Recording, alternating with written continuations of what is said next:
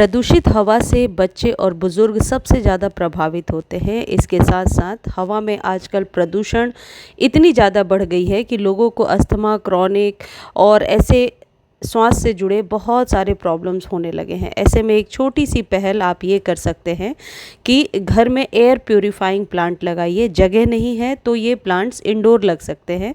सिर्फ इन्हें लाइट थोड़ी सी सेमी शेड या फिल्टर्ड लाइट मिलती रहे।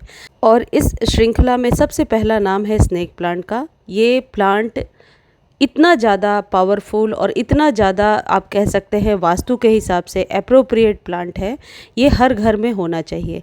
स्नेक प्लांट को लगाने के लिए आप 5 से 10 इंच के बीच का कंटेनर रखिए। इसमें बहुत सारी वैरायटी आती है और एक बार आप इसे लगा देते हैं तो इसमें नए बल्ब्स अपने आप निकलते रहते हैं। इसे लगाने की दिशा वास्तु में साउथ और ईस्ट बताई गई है। स्नेक प्लांट को ज़्यादा पानी की ज़रूरत नहीं है। आप वॉशरूम में भी रख सकते हैं। इस प्लांट को आप अपने बेडरूम में रख सकते हैं, लिविंग रूम में रख सकते हैं। अगला जो प्लांट है ये है ज़िज़ी प्लांट। ज़िज़ी प्लांट भी बहुत ही सुंदर एयर प्यूरीफाइंग प्लांट है। ये जो जितने मैं एयर प्यूरीफाइंग प्लांट इंडोर वाले आपको बता रही हूँ, इन्हें महीने में एक बार या 20 से 25 दिनों में एक बार आप 1 चम्मच वर्मी कंपोस्ट ज़रूर दे दिया करें। वर्मी कंपोस्ट इनके लिए बहुत ही अच्छा खाद होता है। यह है ड्रेसिना की बहुत सारी वैरायटी आती है और इन पौधों की खासियत ये है कि एयर प्यूरीफाइंग प्लांट होने के साथ साथ ये लो मेंटेनेंस प्लांट है। इनमें कोई ज़्यादा आपको देख रेख करने की ज़रूरत नहीं होती है। देखिए मैंने 5 इंच के कंटेनर में इसे लगाया है। ये है डिफेनबेकिया की ही एक वैरायटी है। ये जो पौधे जहाँ मैंने रखे हैं यहाँ धूप नहीं आती है।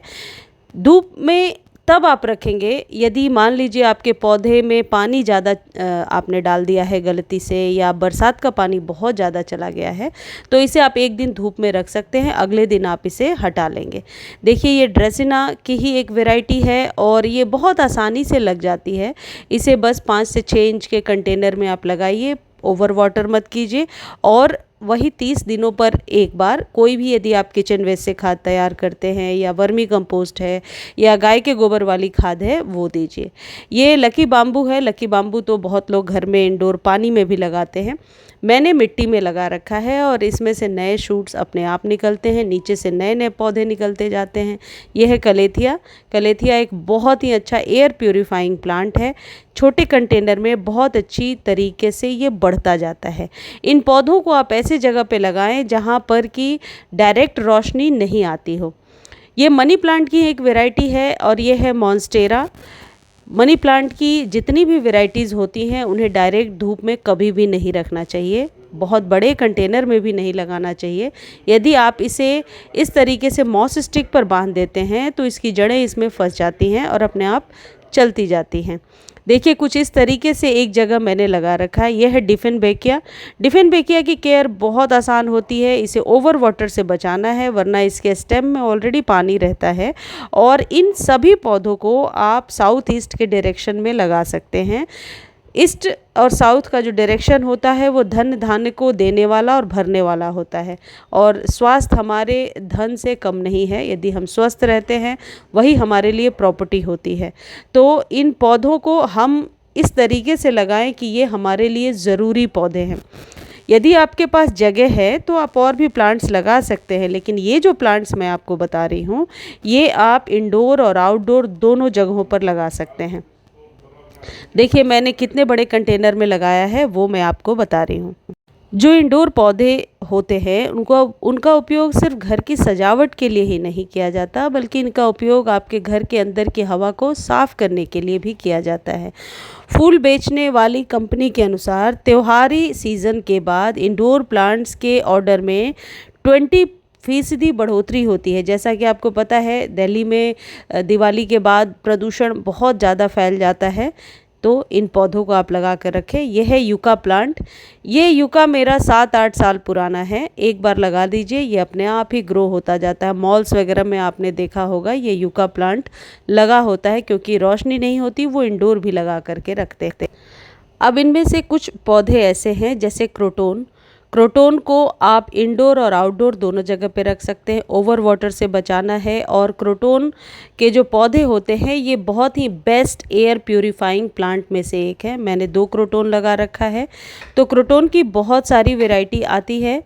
आप इस पौधे को फरवरी में और बरसातों में कटिंग के द्वारा भी ग्रो कर सकते हैं, या फिर कई बार यदि पौधा पुराना हो जाता है तो नई पल्प्स अपने आप निकलने लगती हैं। ये फर्न की एक वैरायटी है।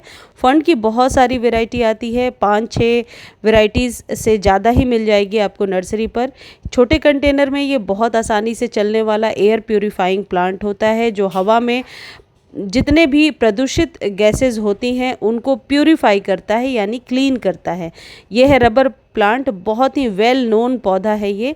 कई बार आपने देखा होगा जब किचन में हम काम करते हैं तो हमारा जो भी छौंक लगाते हैं वहाँ से जो आप कह सकते हैं एक तरीके का तेल से जो धुआं निकलता है, वो धुआं हमारे एग्जॉस्ट फैन पर जाकर चिपक जाता है। वो गंदगी ही होती है। आपको अपने किचन के भी आसपास इन पौधों को ज़रूर लगाना चाहिए। उसकी क्लीनिंग के लिए स्नेक प्लांट लगा सकते हैं, क्रोटोन लगा सकते हैं। ये पीस लिली है, 5 से 6 इंच के कंटेनर में सालों भर फूल देने वाला पौधा होता है। इन पौधों को आप अपने घर में ज़रूर लगाइए, ज़रूर स्थान दीजिए। इन सभी पौधों की केयर का एक ही तरीका है, रूटीन आप बना लीजिए कब कब आपको पानी देना है। वीक में 1 या 2 बार पानी दीजिए। एग्लोनिमा की कोई भी वैरायटी लगा सकते हैं, सिंगोनियम लगा सकते हैं। ज़्यादा जगह की ज़रूरत नहीं। आप देख सकते हैं इतने छोटे स्पेस में मैंने इतने सारे प्लांट्स रखे हैं।